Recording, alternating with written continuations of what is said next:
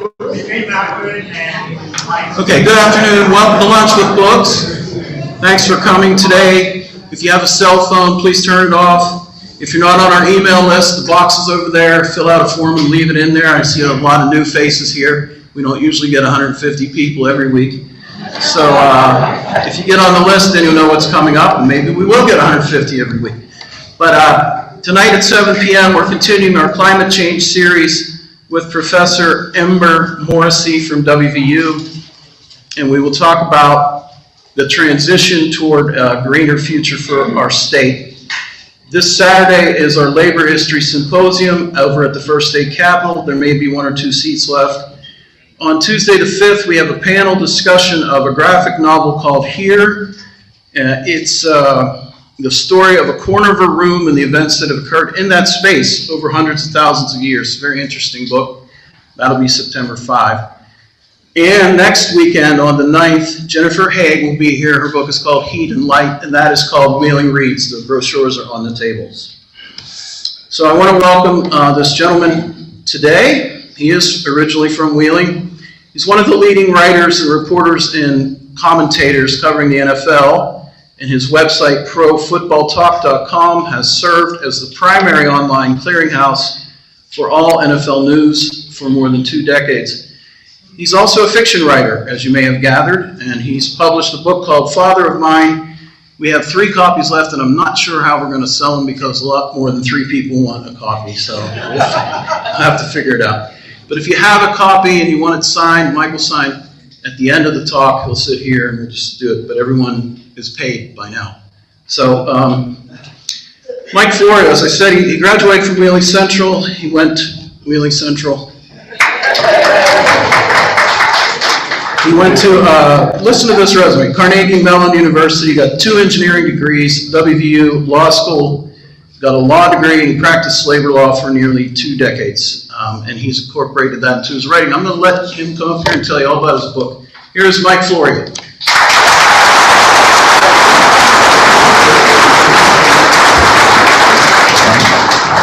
So, first of all, I'm kind of surprised to have so many people here, and I'm pleasantly surprised. I had 2 concerns when Sean approached me about this. One, there would be no one here. So thank you.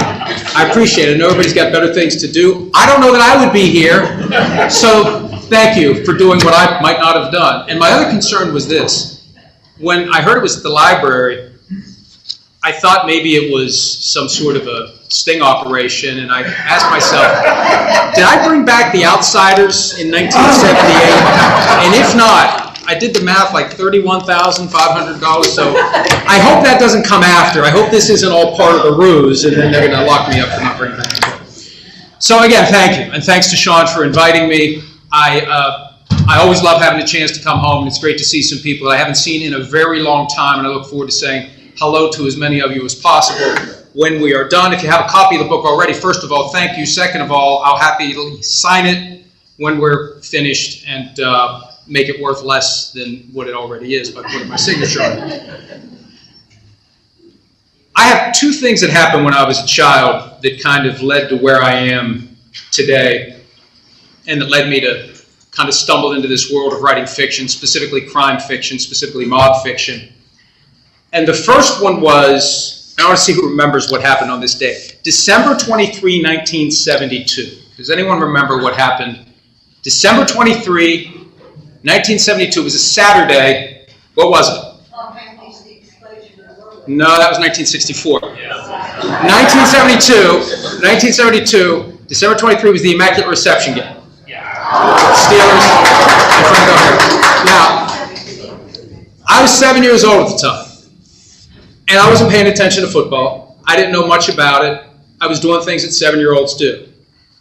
And I still don't know how this happened, but that day, now back in the early 70s, the NFL would black out every game, whether it was sold out or not. Within 75 miles of the stadium, the game was not going to be on TV. Somehow, some way, our house was the only house on the street that had that game. So, my mother made an exception, and it was a very important rule. Basically, no one was ever allowed in the living room.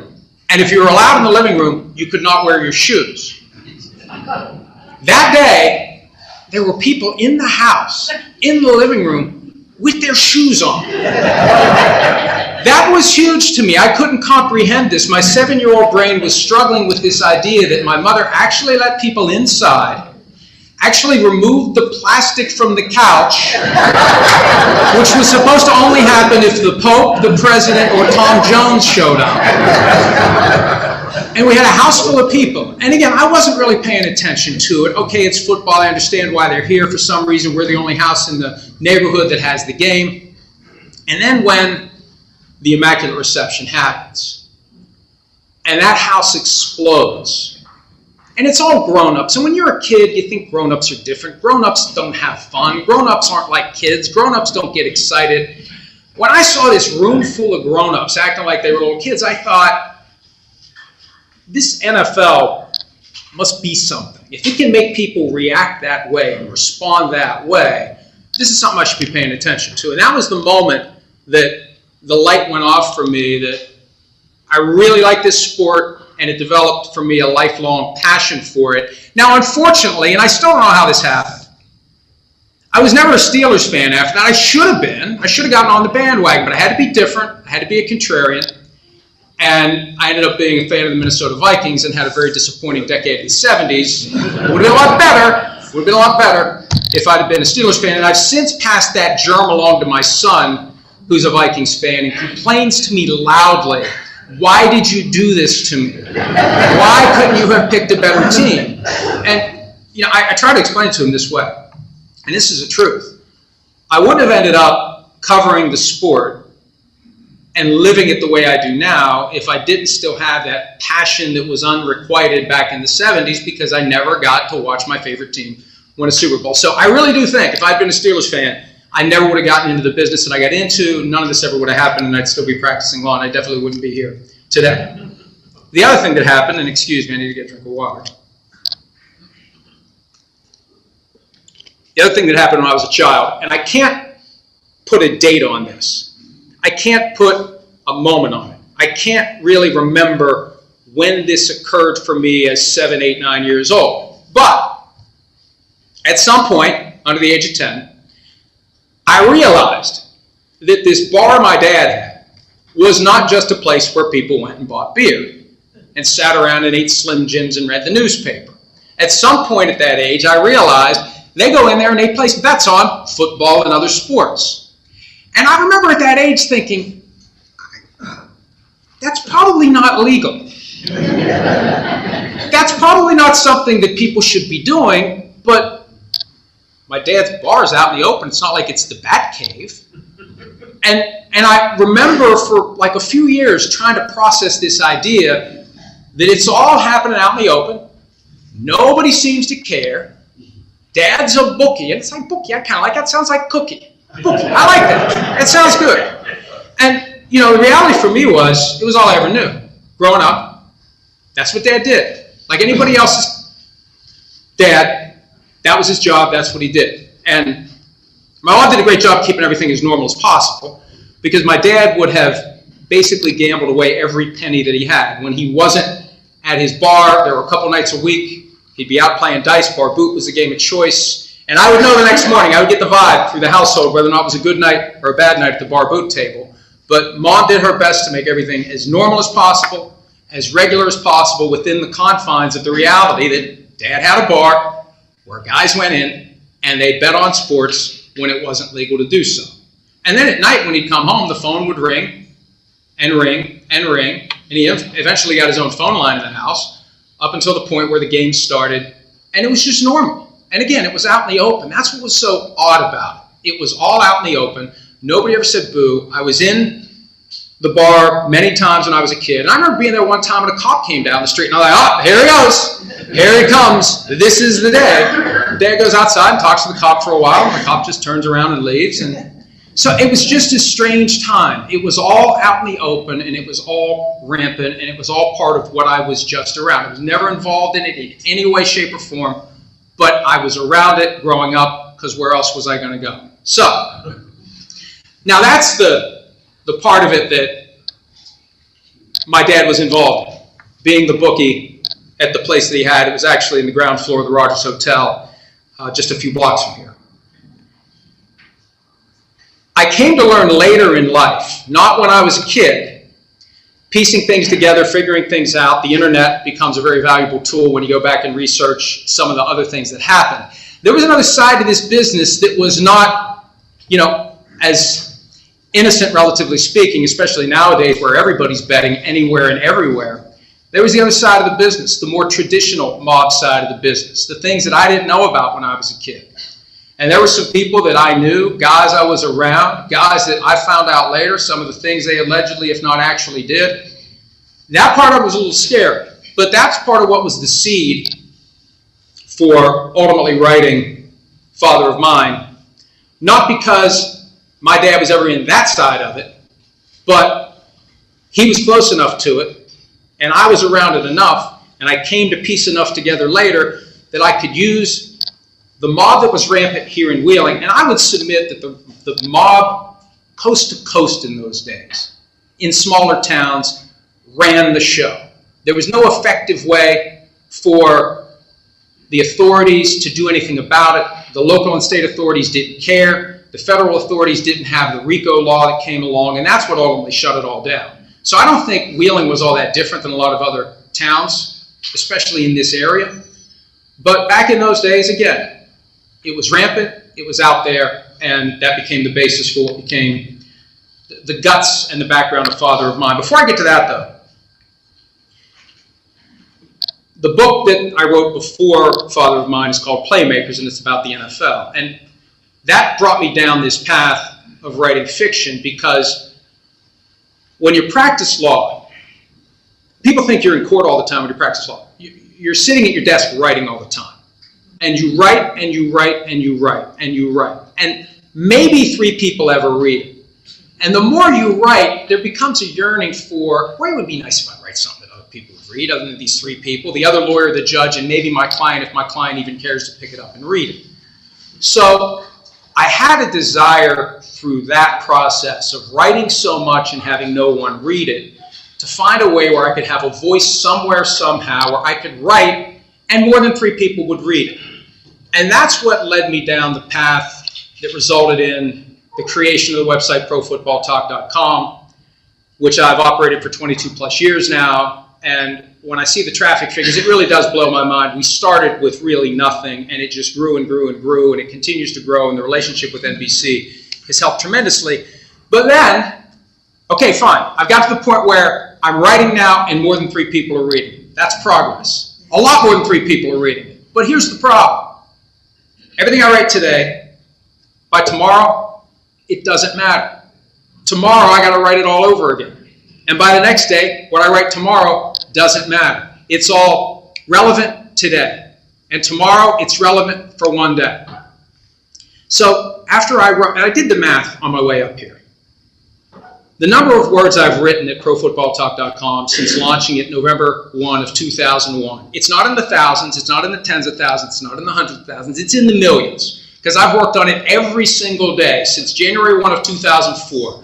That was the only New Year's resolution I ever kept. I decided if this thing was ever going to be what it can be, I need to commit myself to it every single day. So after millions of words, I decided, let's try to write some stuff that is relevant beyond today.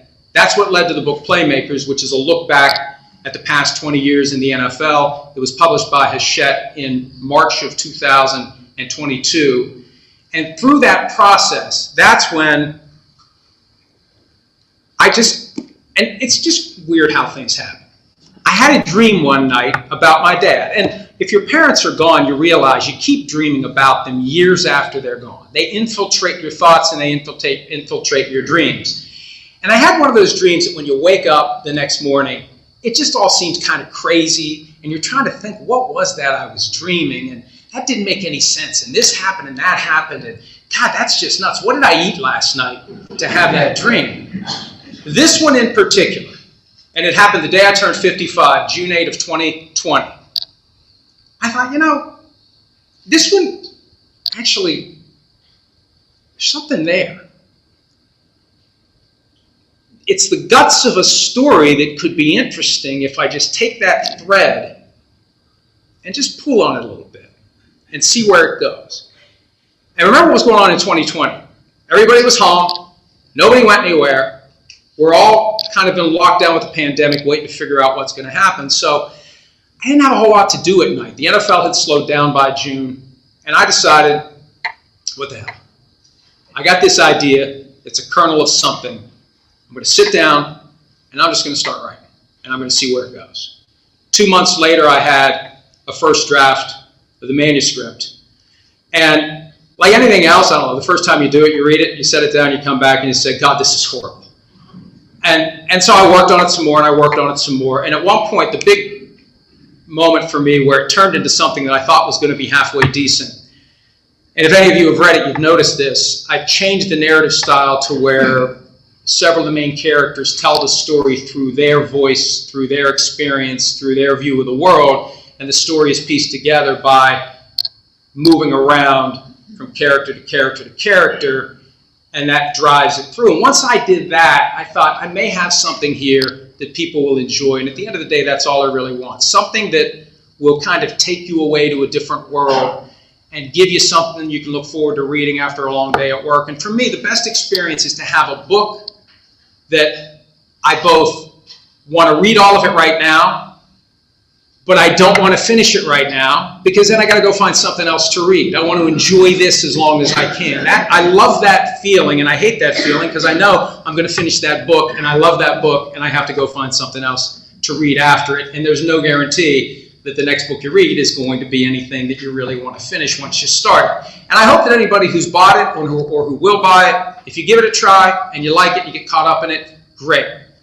If you get 20 pages in and think this is just crap, that's fine too, especially because you can't get a refund. But beyond that, I don't want anyone to make it worse. I've already wasted the money on it. Why am I reading this damn thing if I don't like it? But the goal is to try to create something that people will enjoy, that tells a compelling story, that is fast-paced, and that is at least, and it says on one of the first pages, inspired by true events.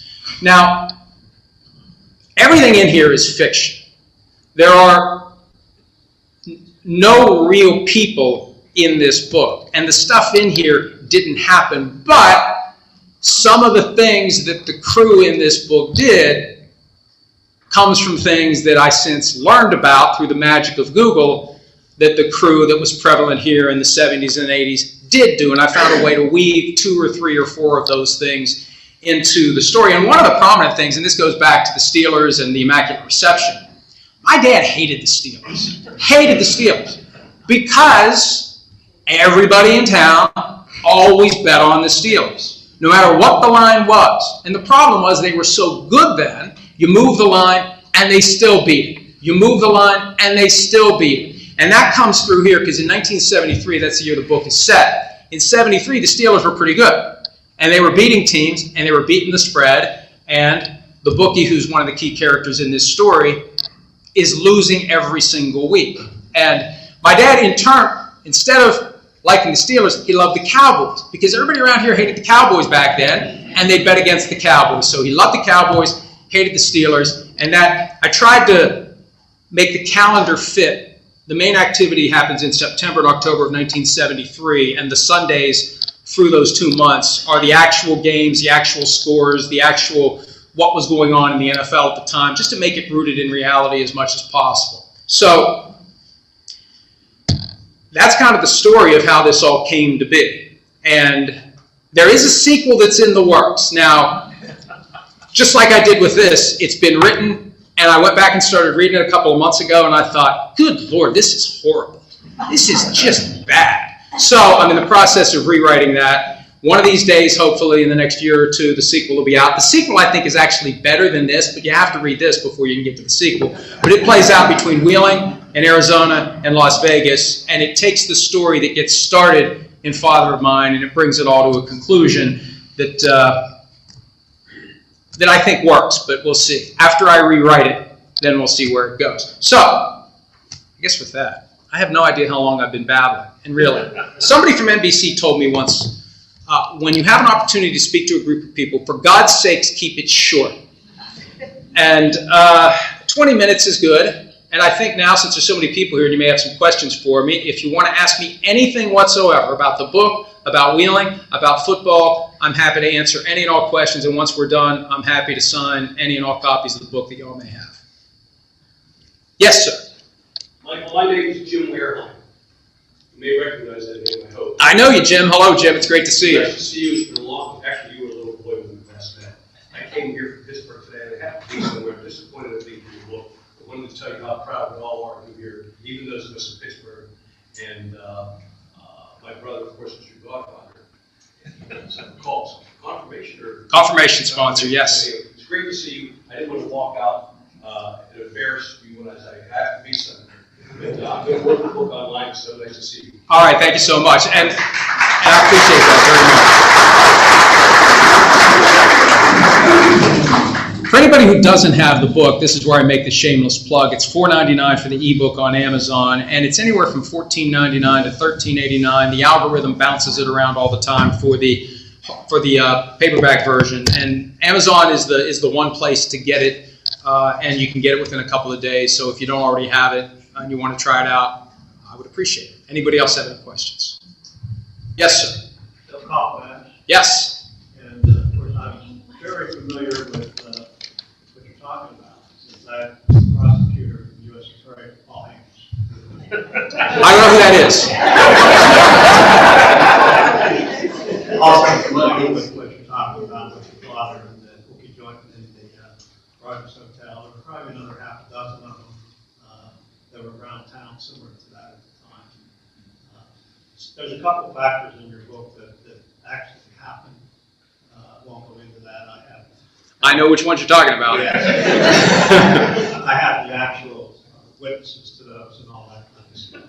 And I know about that only from researching it after the fact. I mean, really, I knew nothing about any of the stuff that was going on behind what was happening at my dad's bar, but you mentioned that there were multiple other locations. December 20, 1987 was the day the hammer fell on all of them. Almost 25 years to the day from the Immaculate Reception game, they all got shut down, and that's when my dad ended up retiring. Yeah, we're in the process of writing a slow justice, never rest, which will be out in about a year, which will have all the details and all the facts.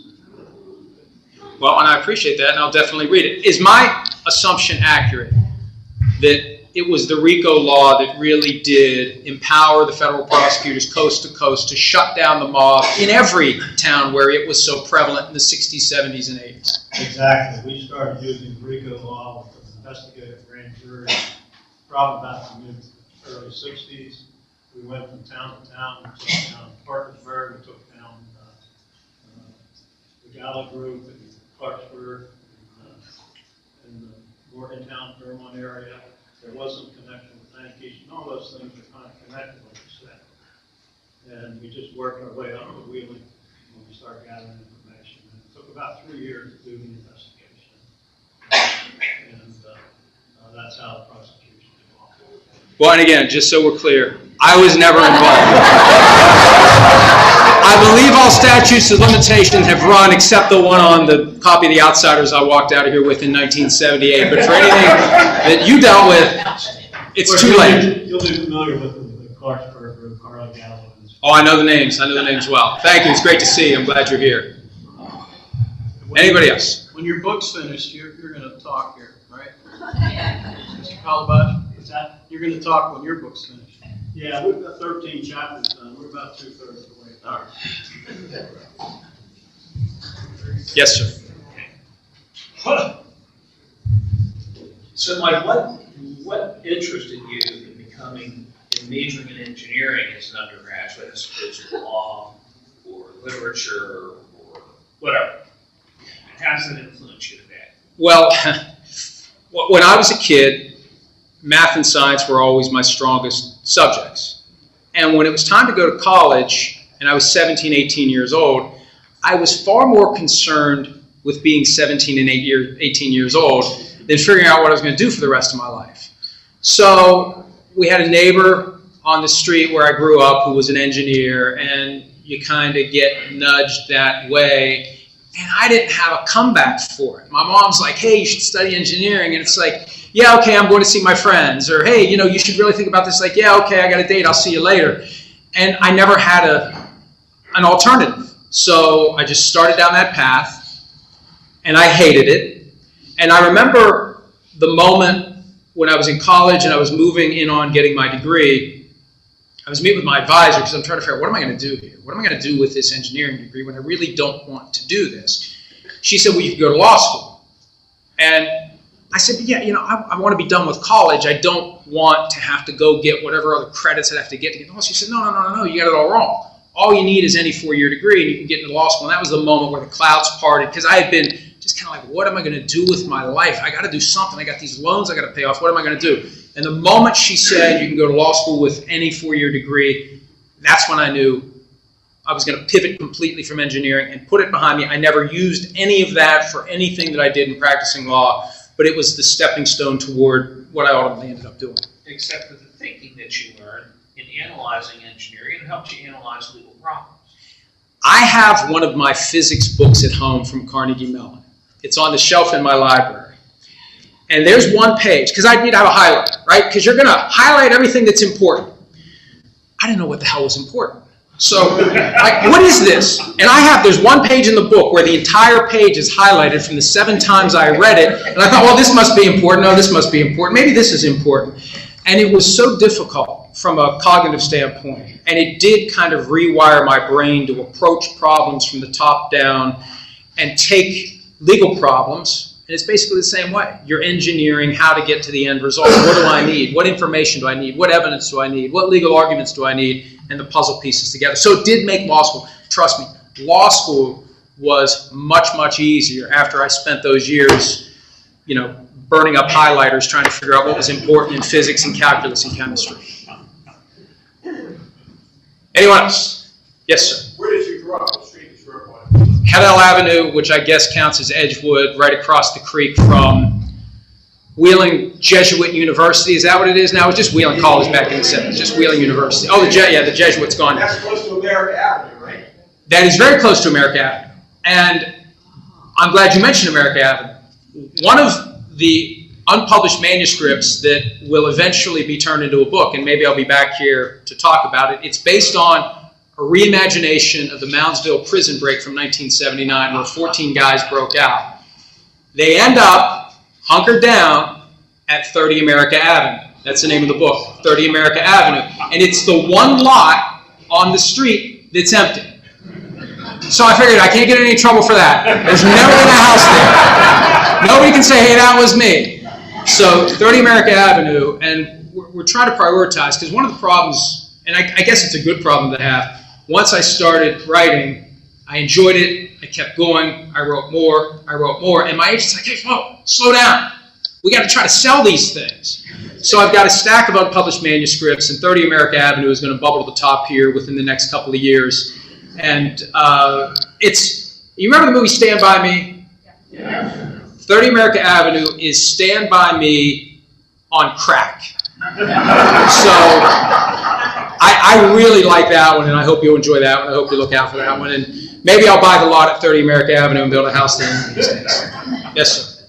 You mentioned that Rogers said that your dad was working out there, but where was your dad's bar at? Is it located in there or somewhere else? The bar was, if you're facing the Rogers Hotel, at the bottom right, at the very corner.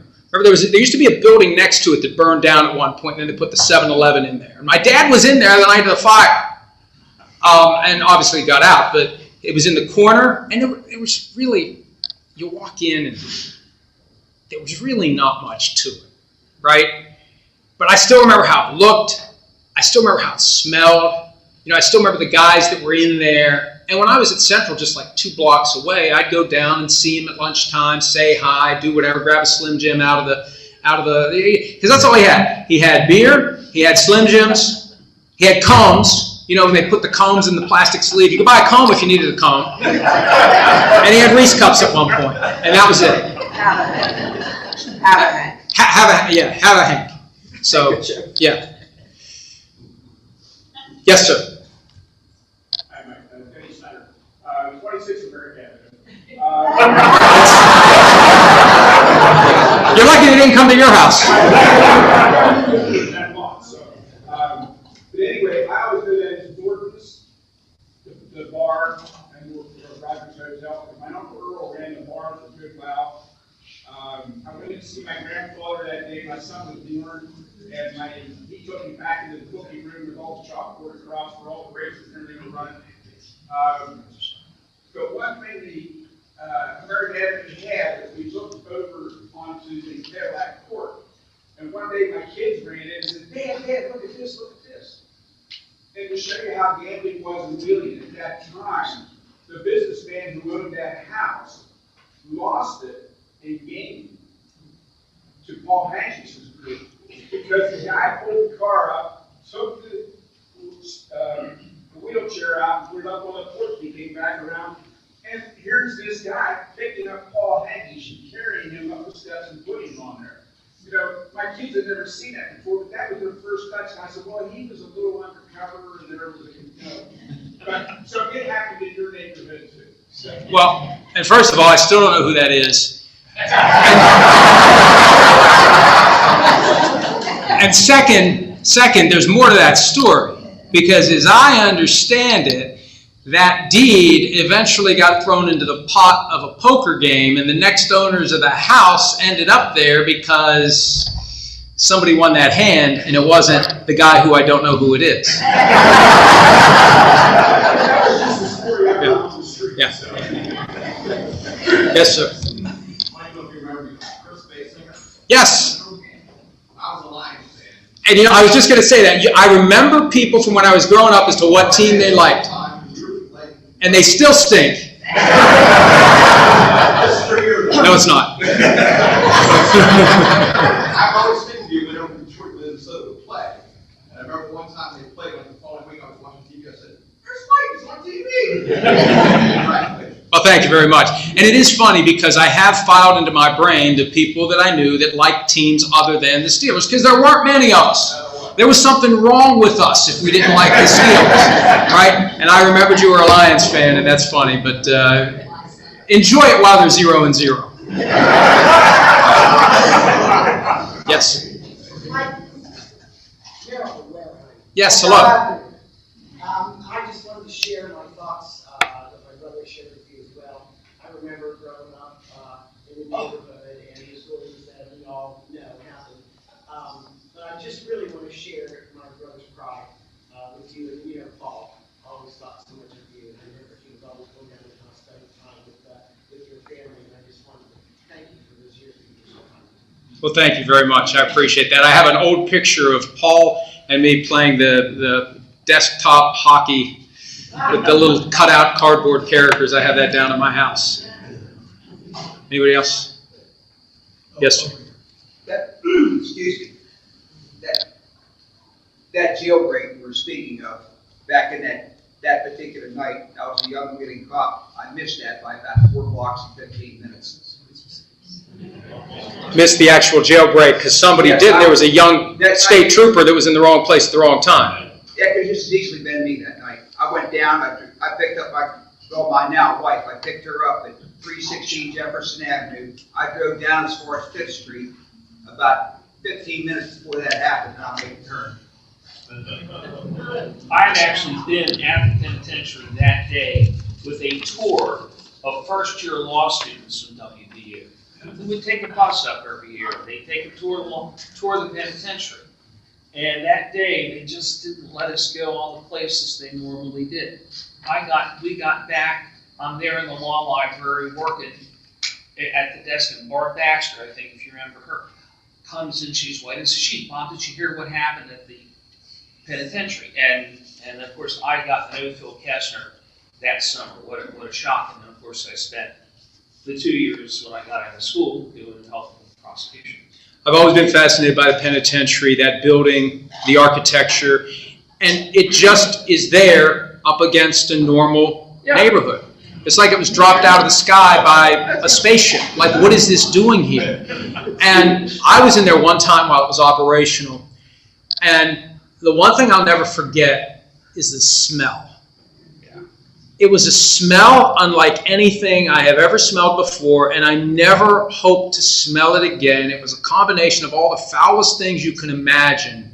And I wondered how long it would take to get used to it if you're stuck there. Do you ever get used to that smell? But that's part of what I use in 30 America Avenue. I did a lot of research on how the prison break happened. All the characters are fictitious, and everything. And again, there's nobody in there I even have to say I don't know who that is. I truly didn't know who any of those people were, but I decided to use that as the starting point for a way to make it an interesting story, because that was a hell of a story. 14 guys just walked right out, killed a cop, and then dispersed.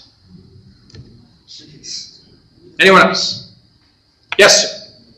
Speaking about bookie joints, I drove your bookie joint to the dad, but my neighbor called him and said, "Partner, he be Jewish." He has 3 sons. The oldest one, Mark, was 9.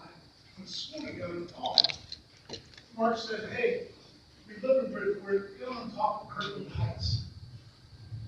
And you can look down and see Reading Mountains. Of course, then there's a horse racing." So I get down there, we did a practice run. He said, "What I do, I walk in the bookie joint, and you show your headlights of your car. It's a Thanksgiving. So I'll never forget this. There's 3 horsemen, so 3 lights. He walks in the bookie joint, about 1:33, 1:34, 2 minutes for the horse run the race. Time, they didn't have phones then, they had a ticket board and talk about them to get the results. So, we win the first race. That's great. And a bookie guy, I don't know if your dad's plays what, but anyway, he said, "Man, you're the luckiest guy, Mark. You hit the first race." Well, the lady up the street says, what are you doing?" I said, "I'm working for Reading Mountains. I'm watching the marquee, make sure I stop." She said, "It's cold out, come on in." "I'm having coffee. There's a paper and there's a phone." I said, "Mark, is there a paper on? Let's do the trifecta and make some good money." We hit the trifecta every day. Next thing you know, they went to tuition and phone. I said, "What's going on? I'll take care of that. Don't worry about it." So anyway, we got caught. And first time and live to tell about it. yeah, good point. You imagine walking in the room, this boy, Jesse, bodyguard, if you knew Jesse, Jim Griffith, I didn't know the guy. Anyway, I won't go into details, but he made a good point to me. He said, "I don't know about you 2 guys. I don't know how you did it. You hit all the races the first time, but never rebet my joint yet. Many of your joints I am. By the way, Mark, what a scumbag you are. Your dad's my partner. You're still on your own family." That's a great story. And it reminds me of 1 or 2 things that I didn't mention. When I was young and I was curious and I'm poking around, I found a box of envelopes at one point in the house. Now, again, no cell phones, no way to make bets other than in person. What my dad would do would send out a sheet every week with all the betting lines, all the teams playing which team, and when I flipped through the envelopes and I looked at the names and addresses, it's like, well, that's a judge. I know that name. That's a doctor, right? That's a lawyer. That's somebody on the city council. That's somebody who, is some other politician, and it was just a who's who. And every week, he'd stuff that envelope and send it out, and then they would call in to make their bet. And the rule was you had to make the bet before the event started. And I can't use the language that I heard my dad say once and only once, but when I was in high school, somebody called and tried to bet on something that had already started, and he launched into 4-syllable words, and he went on and he hung up, and my dad was very quiet, very reserved, and I was like, whoa. I said, hey. He said, oh, you didn't hear that. But that was the cardinal rule. Don't bet on anything until right before it starts, and after it starts, if you do, you're in trouble. Good story. That's true. Anyway, back to Pittsburgh Steelers. They used to practice at West Liberty State College years ago, so that's why I wanted to be like the Steelers. That's when they had Bobby Lane. They went 0-12. But anyway. And Buddy Parker was the head coach, and he just got into not in the Hall of Fame yet, but he's on deck to be in the Hall of Fame.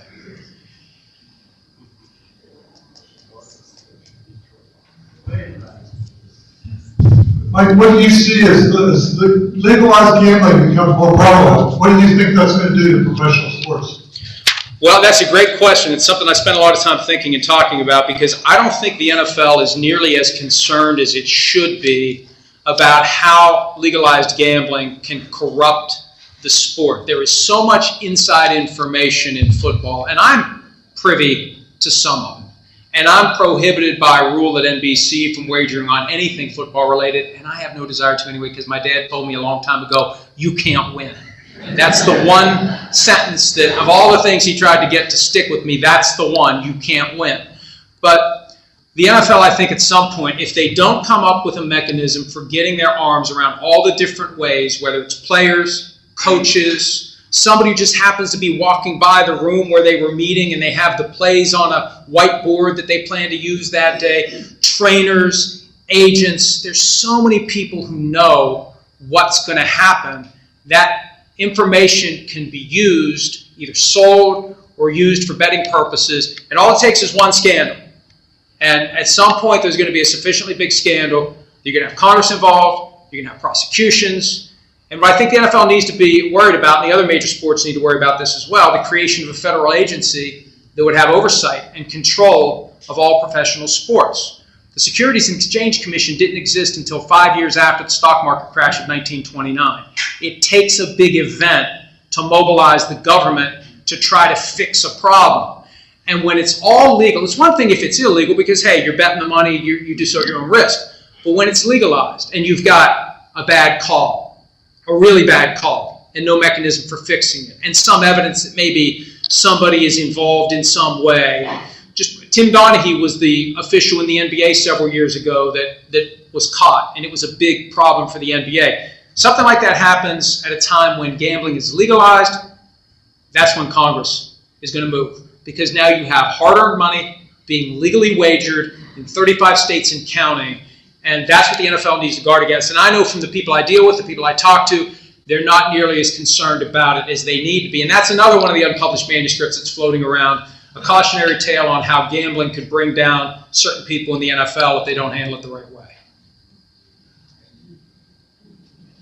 Yes, sir. What's your suggestion for the right way? Well, that's a great question. His question was, what's the suggestion for the NFL handling it the right way? They just need to show that they have a real concern about all the different ways that the information can get out. They need to control it, and they need to take it seriously. They need to be sure that the people are properly trained on what can and can't be done. Now, how do you enforce it? That's a good question. There's been a lot of suspensions in the past year of players who have used their phones to bet on sports. That's easy. It's a digital footprint that anyone can find. But when you're talking about somebody knowing something, telling someone else, maybe through a burner phone, it's going to be tough to nail it down, but you need to at least do something to create the impression you have a system in place. If you just sit back and let it happen, that's not going to help you out when it finally happens. If it does happen, and you can say, this is the training we give, this is what we say, this is what we do, these are our programs and procedures, here's how we try to protect inside information, that at least can make a difference if it ever goes sideways. But it's just a matter of time before there's that kind of a scandal. Anybody else? Yes, sir. How do you like working with Chris Sims? Did you do a show today from your house? Is that where you do your shows? Yeah, the question is how do I like working with Chris Sims? Chris Sims is a character. His dad is Phil Sims. Chris played quarterback for the University of Texas. He was a third-round pick of the Tampa Bay Buccaneers in 2003. In a game in September of 2006, Chris was repeatedly battered and beaten by the Carolina Panthers to the point where his spleen ruptured, and he almost died. After the game, he went out to meet the other quarterback, as they typically do at the end of games. The two quarterbacks go out to say hello to each other, and Jake Delhomme, who was the quarterback of the Carolina Panthers at the time, said, "You don't look so good." They took him into the locker room. They started poking around. They realized he was bleeding internally, and he almost died from that. So when he retired from football, he got involved in the media. He's been my co-host on the morning show that's on Peacock, and it's on also Sirius XM 85, PFT Live. He's a character. He's a lot of fun. He doesn't take himself seriously. He says a lot of stupid things inadvertently, and he then laughs at himself about it. He's not that he's got no arrogance. He's got no pride. He just loves football. He loves talking about it. And yeah, we did a show today. Finished the show, got in the car, and came up here. Yes.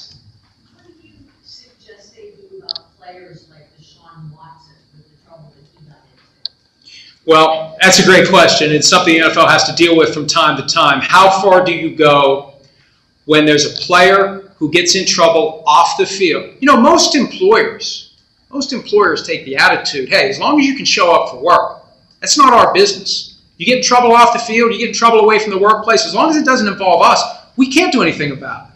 But the NFL established a personal conduct policy years ago that they use to police what players do away from the field. And Deshaun Watson's one of the worst examples of a violator. He was sued more than 25 times for inappropriate conduct during massage therapy sessions, was suspended 11 games last year.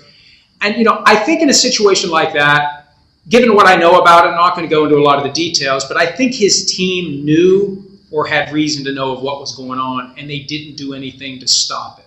Mike Vick, remember him when he got into dogfighting in 2007? There was enough there that if his team was paying attention and if they had just been a little proactive about it, they would have figured it out. And I think for a lot of these situations, it's all about having the right relationship with your players and caring enough to pay attention to what they may be doing. Because a lot of those incidents, I think, could be stopped and turned around, and there could be a lot of people who, you know, end up suffering harm that don't have to do it because the team is vigilant about getting involved. So that's a great question. It's a problem for the NFL. But one thing I have noticed over the past 10 years, fewer and fewer guys are getting in trouble away from the field because they understand if they do get in trouble, they're going to get suspended and they're not going to be allowed to play. Yes? Hello, I caught the show on the television, but you talk a lot of times about the draft, and you kind of oppose it in certain ways. I'm a lawyer that values the rights, except that since they're unionized and they signed off on it, I guess it's okay. I wondered if that kind of logic transfers to college players and that they can mention like this. What do you think about them unionizing and maybe down the, you know, bring down the control, not have to go to Congress and make some kind of law that might hurt the rights? Well, you're throwing two balls into my wheelhouse with that. Between college football, which has been corrupt for decades because the players are exploited, they've never been paid, they've created a system to justify not playing them, and it went so far, it wasn't just, we can't pay you because you have to be amateurs. Meanwhile, everybody else is getting paid. Everybody connected to the sport is getting paid, but you can't because it has to be amateur athletes. And then you can't even go out and make money off of your name. Well, now that genie's out of the bottle and players are making some money. But look, there's a lot of issues that need to be resolved in college football. I think players should receive some of the money that the sport brings in. We're not tuning in to watch the coach. We're not tuning in to watch the athletic director. We tune in to watch the players. And they're the ones taking the physical risks, the sacrifices, the concussions, the broken bones. They should be getting something more than just a free education. Because really, how much does it cost to let one more guy go to class or not go to class, as the case may be? So I've been a strong proponent of taking better care of college players for a long time. As it relates to the draft, I'll just say this. It's a damn shame. If you got a kid that grows up in Pittsburgh, and he's been a Steelers fan his whole life, and his family is Steelers fans, and he's got a huge family, and they're all there, and he chose to go to Pitt so he could stay close to his family. And when it's time to go to the NFL, and the Steelers just so happen to have a need at the position he plays, and they would hire him if they could, sorry, we're going to have a draft. Oh, you've been drafted by Seattle. You got to pack up your stuff. You got to leave your family. You got to move to the other side of the country, and you're 21 years old, and you're supposed to act like it's an honor and a privilege that you've been sucked into this system that keeps you from doing what anybody else in any job. You can pick where you want to live and pick where you want to work, and that's another thing that it'll never change because the draft is too big of a business proposition for the NFL, but that's something that'll always bother me.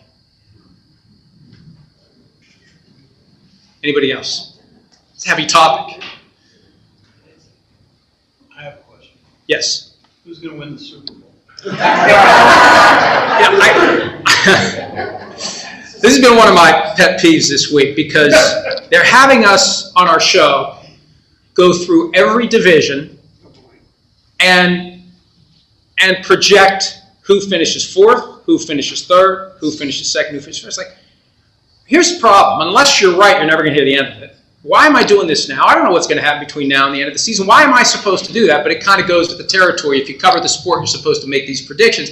And I said, it's kind of like going to a movie. Like when you go to a movie, you don't go in with a list of things that you think is going to happen in the movie, because then you're rooting for those things to happen so you'll be right, and you don't enjoy the movie. Why can't we just enjoy the show? So, Sean, why can't I just enjoy it? I think it's going to be the Chiefs and the 49ers. If I have to pick two, if I have to pick two, and I will pick two next week, we'll have our full predictions because we have to do it. And so Chris Sims said to me yesterday, will they pay you to do this? I said, boy, if they're paying me to make predictions, they are getting screwed. So, Chiefs and 49ers, the Chiefs are just always going to be relevant. It's amazing what they've done. They don't blow people out like the Steelers used to do. When the Steelers were great, you just knew they were going to win. You just knew what was going to happen. The Chiefs make it exciting every week. Down 10 points in the Super Bowl. In the fourth quarter, they come back and win the game. Down 10 points in this most recent one. In the second half, they come back and win. Close games where it feels like it's going to go the other way in the playoffs. And once you do that enough times, you develop a confidence. You can always go back to that well and do it again. So I'm not picking against the Chiefs. And I think the 49ers are just the best team on paper in the NFC. So that was Super Bowl 54, 49ers Chiefs. And I think if I have to pick two, it'll be 49ers Chiefs again. Yes? This would be my #1 fantasy draft pick. Oh. Now wait.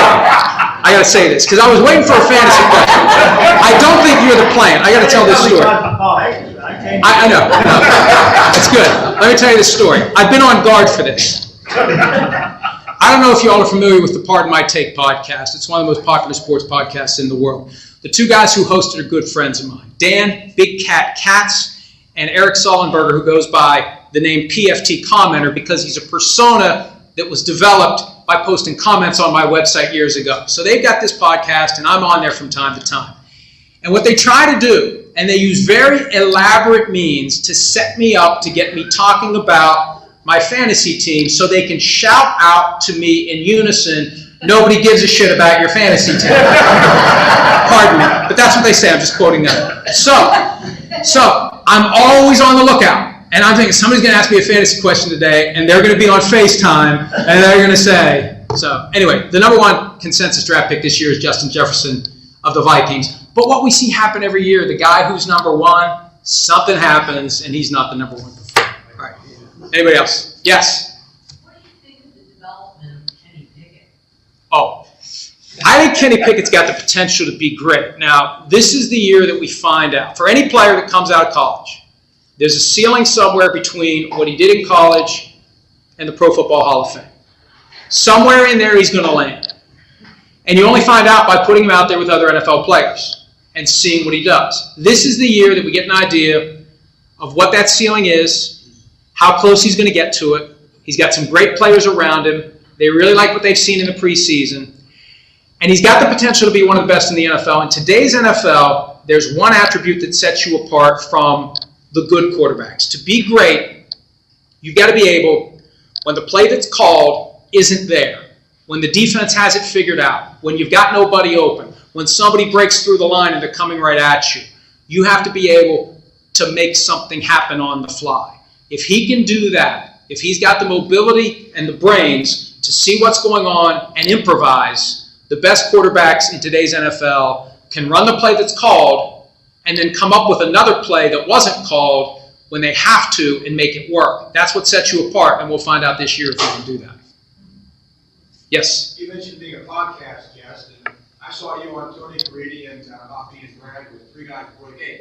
I wonder how that came about and how you enjoyed that experience. Well, Tony Caridi has been a friend of mine for a long time. He's one of those people that I've known him for so long, I can't remember how I first got to know him. I can't remember how I first met him. I've been going on the Statewide Sports Line show whenever they call me to do so between 6 and 7 o'clock on weeknights. And we just have a tradition where once a year I'll drive up to Morgantown and I'll do an hour, hour and a half with them, and we'll talk about anything and everything. And they're a great group. It's a great podcast, and I really like working with those guys. And I love that chance to go up and see them once a year. And that episode with you was wonderful. Well, thank you. I appreciate it. Jimmy Payne. Just to call in from Terry, let me know how much money Uncle Paul gave you for graduation money.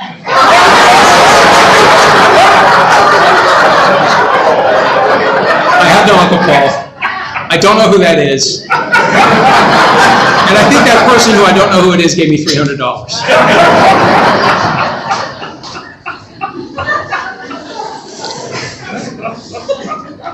Anyone else? Maybe time for one or two more. Yes? My son-in-law is one of your high school friends, I believe, Tim Leonard. Yes? And I'm not sure if he was a Steeler fan, like he was back then, I'm not sure. But I was hoping to get one of your books today and have you autograph it for him, and it would be a surprise. Well, I'm happy to do it. We just have to figure out what we're going to do with the only 3 that we have up here, because the ones that are ordered are gone. But we'll get it worked out one way or the other. I appreciate it. Yes? In that case, I had to put my bid in for those. See, that's what I was going to say earlier. You know, there is a way we can do this. There's only 3 left. And I don't have any real auctioneer skills, but there's a way that we can make a little money here, Sean. You make a little money for the library. Sold. Since I've been since you were 10 years old. I keep my curiosity. If you didn't talk about now, how does the 3 of you kids end up along the run? I think back in those days, kids went wherever they wanted to go without grown-ups breathing down their necks. So I was telling somebody about that last night, in the summertime. Because now it's back to school, and I remember that horrible I got to go back to school. I had the whole summer where you leave the house in the morning, and you just go. And your parents don't know where you are. You just go. You come home, you get something to eat, and then you go, and you're back out there all day long, and then, you hear mom yell for you when it's time to come home for dinner, but then you go back out again until it's dark. So, yeah, back in those days, we ended up all over the place completely unsupervised, and that's just the way the world was. All right, one more. Yes? Mike, what do you think when it comes to that cause, giving the judge not only right to challenge, but maybe right to drop a flag so that what happened in New Orleans, maybe the judge drop a flag, so that right or wrong to understand the judges, You seem to be tapped very well into the things that get me riled up. The NFL needs to adopt a system, and I've been saying this for years, and they're inching toward it. They need to take a member of the officiating crew and put that person in the black and white stripes and put that person in a TV booth where they have access to all the angles, all the information as the game is happening, with a pipeline to one of the officials on the field, so they can say, I'm looking right at it. You're down there think about it. You've got middle-aged men and women who are trying to survive. They're out there with no pads, no helmets, among the gladiators, operating with the naked eye. And it's all whizzing by them. How are they going to see it all? So you get somebody who is a qualified, registered, certified official who's watching what we see. They have to bridge the gap between what the officials who are trying to stay alive see and what we see at home. And you do that with a member of the crew who's in a position to see it and say, drop the flag, like that Saints-Rams NFC Championship where there was clear pass interference that wasn't called. Drop the flag. You save and avoid a major problem by doing that. They're working in that direction. They're very cautious about it because if you remember what they did in response to what happened in that Saints-Rams game, they made pass interference calls reviewable, and it was just a disaster. So now they're afraid to do anything because they think whatever we do is going to be a disaster. So they're very, very cautious. But that's what they need to do, and I've been saying that for years, and hopefully one of these years they'll listen to me. Pardon? Isn't it only reviewable if they drop the flag originally? There's different rules that apply to what's reviewable, what's not reviewable. It changes every year, and it would just be easy to say there's a member of the officiating crew in the booth that helps these people so we don't have to worry about replay review. This person sees what just happened and can tell them, change that call, change that ruling, I see what happened. I've got the benefit of the HD TV cameras that the network is sending out into everyone's home and onto everyone's phone. All right. Thank you. Thank you all so much.